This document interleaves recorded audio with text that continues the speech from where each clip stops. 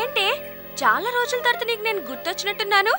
నువ్వు మరీ సెటర్ అయ్యక్కర్లేదు. నీ కోపం ఎందుకో నాకు బాగా తెలుసు. మరి నా ఎంగేజ్మెంట్ కి ఎందుకు రాలేదే? డాడీకి హార్ట్ సర్జరీ జరిగింది, అందుకే అర్జెంటుగా ఊరెళ్ళిపోవాల్సి వచ్చింది.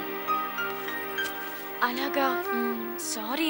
ఇప్పుడు ఎలా ఉంది అంకుల్ కి? ఓకే, ప్రస్తుతానికి బానే ఉన్నారు. కానీ వెళ్ళొచ్చాక ఒక విషయం తెలిసింది, నిశ్చితార్థానికి రాకపోవడమే మంచిదని. అదేంటి? నువ్వు చేసిన పని బాగుందా? నేనేం చేశాను? నిన్ను ప్రేమించే వాళ్ళకి నీ ప్రేమ ఎందుకు అందించలేకపోయావు? ఏంటి నువ్వు కొత్తగా మాట్లాడుతున్నావు? మనోజ్ ఎందుకు కాదనుకుంటున్నావు? మనోజ్నా? అతను నిన్నెంత ప్రేమిస్తున్నాడో నీకు తెలీదా? నిజమా? ఏమీ తెలియనట్టు మాట్లాడతావేంటే? ప్రామిస్, నువ్వు చెప్పేదాకా నాకు ఈ విషయం అసలు తెలీదు. పాపం, అతనికి నువ్వంటే చాలా చాలా ఇష్టం. అతన్ని నిన్నెంతగా ప్రేమిస్తున్నాడో నాకు తెలుసు. కిషోర్ గడు ఎక్కడ్రా? లైబ్రరీకి వెళ్ళి 10 నిమిషాలు వస్తా అన్నాడు. వాడి కోసం నువ్వు వెయిట్ చేసేది? నేను ఇక మానస కోసం అనుకున్నా. అవునరా, ఆ విషయం నువ్వు తేల్చేసావా? ఏ విషయం రా? మానస లవ్ మ్యాటర్. లేదురా, టైం కుదరట్లేదు. పెళ్లికి ముహూర్తాలు చూసుకుంటారు కానీ లవ్ అనౌన్స్మెంట్ కి టైం, ముహూర్తాలు, పంచాంగాలు చూసుకుంటారా? అది కాదురా, తన దగ్గరికి వెళ్ళి ఐ లవ్ యూ చెప్దాం అనుకుంటే ఓ రకంగా వణుకొస్తోంది, బీపీ రైస్ అయిపోతోంది, చవట్లు పడుతున్నాయిరా. అయితే మానసకి లవ్ మ్యాటర్ చెప్పేటప్పుడు 108కి కాల్ చేసి పిలిపించుకో.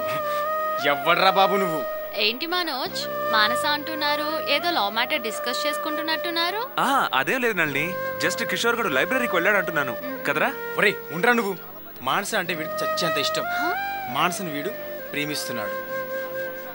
మరి ఇంకే, నువ్వు అడిగితే తను కాదంటాదా? పోనీ నీ ప్రేమ గురించి నేను చెప్తాను. నో, నా లవ్ గురించి మానసకి నేనే చెప్తాను. బట్ నాకు హెల్ప్ చేస్తానన్నందుకు చాలా థ్యాంక్స్ నల్ని. సరే మనోజ్, నేను ఇప్పుడు మా ఊరు వెళ్తున్నాను. నేను తిరిగి వచ్చినప్పుడు మీ దగ్గర అప్పుగా తీసుకున్న డబ్బులు తెచ్చిస్తాను.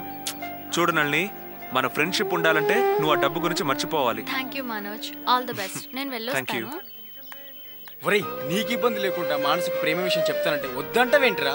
చూడరా, తనకి మనం హెల్ప్ చేసాం, అలా అని ఇలాంటి విషయాలు ఉపయోగించుకుంటే స్నేహం అనే మాటకి అర్థం ఉండదు.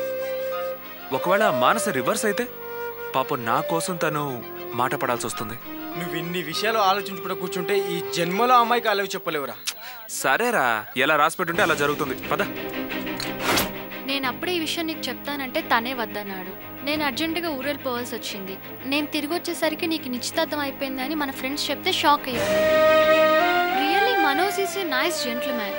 మంచి క్వాలిటీస్ ఉన్నవాడు, అందం ఉంది, ఆస్తిపరుడు, గోల్డ్ మెడలిస్ట్, గుడ్ బిహేవియర్. నిజం చెప్పాలంటే పార్క్ కూడా అతనే డెవలప్ చేశాడట. ఏంటి మానస, మాట్లాడవే. ఏం మాట్లాడమంటావే? ఇప్పుడు ఏం మాట్లాడినా అర్థం ఉండదు, ప్రయోజనం కూడా ఉండదు. ఇప్పటికీ నీ లైఫ్ నీ చేతిలోనే ఉంది. ఎవరి జీవితం వాళ్ళ చేతుల్లో ఎప్పుడూ ఉండదు. పెద్దవాళ్ళు ఒక నిర్ణయం తీసుకున్న తర్వాత మనం మాట్లాడకూడదు. ఎందుకు మాట్లాడకూడదు? పెద్దవాళ్ళు మనకు జీవితాంతం తోడుంటారా? తప్పు. ఇప్పటి వరకు తోడున్నది వాళ్లే. మా నాన్న నన్నెంత ప్రేమగా చూశారో నాకు తెలుసు. మేం తండ్రి కూతుల్లా కాదు, ఫ్రెండ్స్లా ఉంటాం. ఊహ తెలియని వయసు నుండి మా మధ్య అమ్మ కన్నా ఎక్కువగా అనుబంధం ఉంది.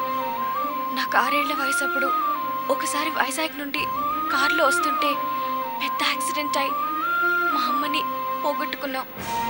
అలా ఊహ తెలియనప్పుడే అమ్మ చనిపోతే నాన్నమ్మ నాన్నని మళ్ళీ పెళ్లి చేసుకోమంది.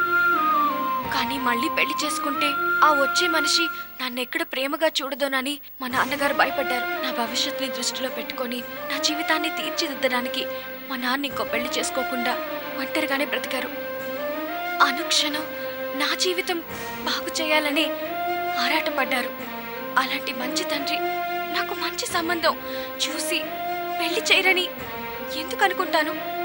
అందుకే ఆయన తెచ్చిన సంబంధాన్ని కాదనకుండా ఒప్పుకున్నాను. అది దాని మనసులో ఉన్న మాటే చెప్పిందమ్మా. నా కొడుక్కి మానస అంటే ప్రాణం, దాని భవిష్యత్తు బంగారు చేయాలని కళ్ళకు అంటున్నాడు.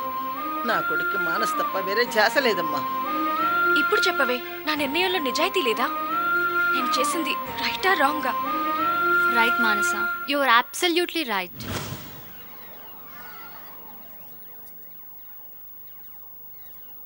ఏమండి, టాబ్లెట్ ఇందాక ఇచ్చావుగా? ఇందాక ఇచ్చింది బీపీ టాబ్లెట్, ఇది షుగర్ టాబ్లెట్. మీ మతిమరుపు కూడా ఏదైనా టాబ్లెట్ వేసుకుంటే బాగుంటుంది. చచ్చిపోతున్నాను. ఈ ఉన్న టాబ్లెట్లకు మింగలేక వస్తున్నా, ఇంకా మతిమరుపు కూడా టాబ్లెటా? చెప్తున్నావమ్మా, అయ్యగారు ఎంతకీ తిరిగి రాలేదమ్మా. మేమందరం వెళ్ళి ఎత్తుకున్నా అయ్యగారికి కనిపించలేదమ్మా. అయ్యగారికి ఏమైనా అయిందేమని భయంగా ఉందమ్మా. ఓ మై గాడ్, ఎంత ప్రమాదం జరిగింది!